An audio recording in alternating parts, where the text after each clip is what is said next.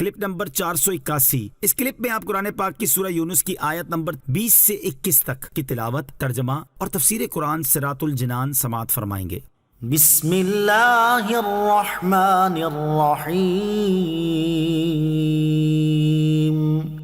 ترجمہ: اللہ کے نام سے شروع جو نہایت مہربان رحمت والا ہے۔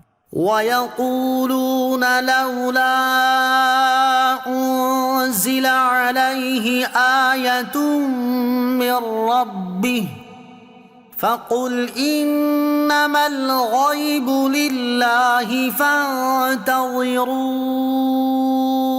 إِنِّي مَعَكُم مِّنَ الْمُنتَظِرِينَ۔ ترجمہ: اور کہتے ہیں اس نبی پر ان کے رب کی طرف سے کوئی نشانی کیوں نہیں اترتی؟ تم فرماؤ غیب تو صرف اللہ کے لیے ہے، تو تم انتظار کرو، بے شک میں بھی تمہارے ساتھ انتظار کر رہا ہوں۔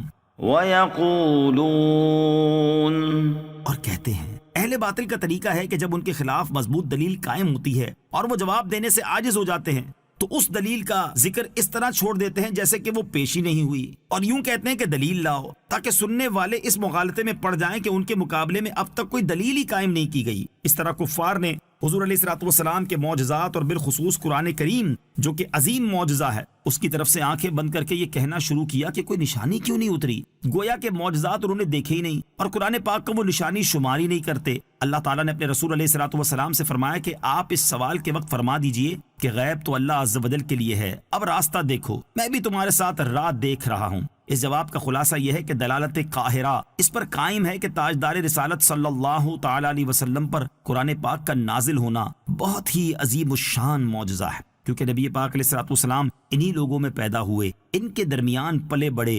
حضور اکرم علیہ الصلوۃ والسلام کے تمام زمانے ان کی آنکھوں کے سامنے گزرے۔ وہ خوب جانتے ہیں کہ آپ نے نہ کسی کتاب کا مطالعہ کیا، نہ کسی استاد کی شاگردی کی، یک بارگی قرآن کریم آپ پر ظاہر ہوا، اور ایسی بے مثال اعلیٰ ترین کتاب کا ایسی شان کے ساتھ نزول بغیر وحی کے ممکن ہی نہیں۔ یہ قرآن کریم کے معجزہ قاہرہ ہونے کی دلیل ہے، اور جب ایسی مضبوط دلیل قائم ہے تو اس بات نبوت کے لیے کسی دوسری نشانی کا طلب کرنا قطعاً غیر ضروری ہے۔ ایسی حالت میں اس نشانی کا نازل کرنا نہ کرنا اللہ تعالیٰ کی مشیت پر ہے، چاہے کرے چاہے نہ کرے، تو یہ امر غیب ہوا اور اس کے لیے انتظار لازم آیا کہ اللہ عز و جل کیا کرتا ہے۔ لیکن اللہ تعالیٰ یہ غیر ضروری نشانی جو کفار نے طلب کی ہے نازل فرمائے یا نہ فرمائے اس کی مرضی، لیکن بہرحال نبوت تو ثابت ہو چکی اور رسالت کا ثبوت قاہر معجزات سے اپنے کمال کو پہنچ چکا۔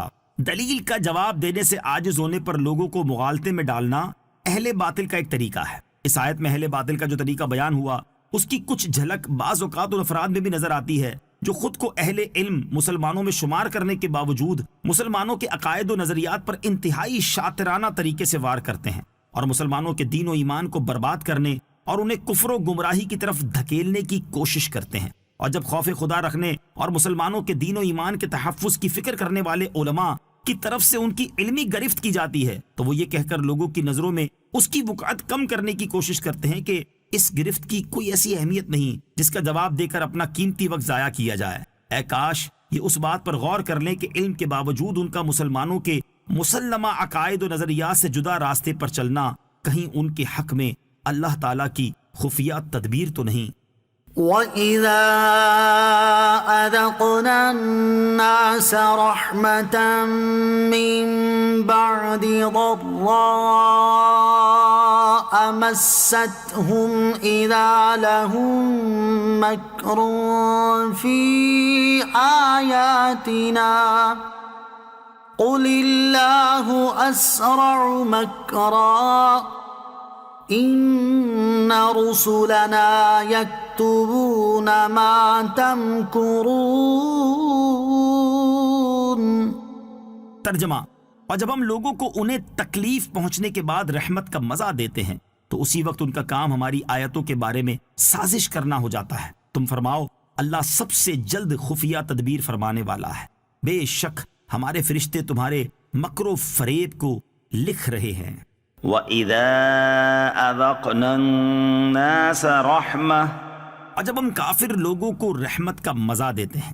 اس آیت میں کفار کے اس قول اس نبی پر ان کے رب کی طرف سے کوئی خاص نشانی کیوں نہیں اترتی کا ایک اور جواب دیا گیا ہے۔ اس کا خلاصہ یہ ہے کہ اہل مکہ پر اللہ تعالیٰ نے قحط مسلط کیا، جس کی مصیبت میں وہ 7 برس گرفتار رہے، یہاں تک کہ ہلاکت کے قریب پہنچے۔ پھر اس نے رحم فرمایا، بارش ہوئی، زمینیں سرسبز ہوئیں۔ تو اگرچہ اس تکلیف اور راحت دونوں میں قدرت کی نشانیاں تھیں، اور تکلیف کے بعد راحت بڑی عظیم نعمت تھی اور اس پر شکر لازم تھا، مگر انہوں نے اس سے نصیحت حاصل نہ کی اور فساد و کفر کی طرف پلٹ گئے۔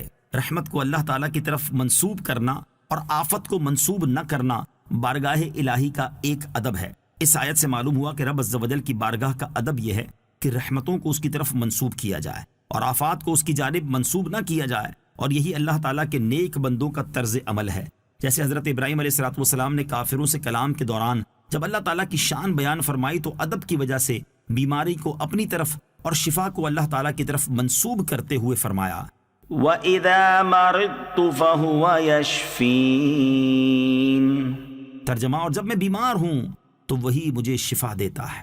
قل، تم فرماؤ، یعنی اے حبیب صلی اللہ تعالیٰ علیہ وسلم، آپ ان سے فرما دیں کہ اللہ عز و جل انہیں بہت جلد سزا دینے والا ہے اور ان کی سازشوں کی گرفت پر بہت زیادہ قادر ہے اور اس کا عذاب دیر نہیں کرتا۔ اور ارشاد فرمائے کہ بے شک ہمارے فرشتے تمہارے مکر و فریب کو لکھ رہے ہیں اور تمہاری خفیہ تدبیریں کاتب اعمال فرشتوں پر بھی مخفی نہیں ہیں، تو اللہ عز و جل علیم و خبیر سے کیسے چھپ سکتی ہیں۔ کافروں پر بھی کرامن کاتبین فرشتے مقرر ہیں۔ اس سے معلوم ہوا کہ کرامن کاتبین اعمال کفار پر بھی مقرر ہیں، جو ان کے ہر قول و عمل کو لکھتے ہیں۔ البتہ گناہ لکھنے والا فرشتہ تو لکھتا رہتا ہے اور نیکیاں لکھنے والا فرشتہ اس پر گواہ رہتا ہے، وہ کچھ نہیں لکھتا کیونکہ ان کی نیکی نہیں۔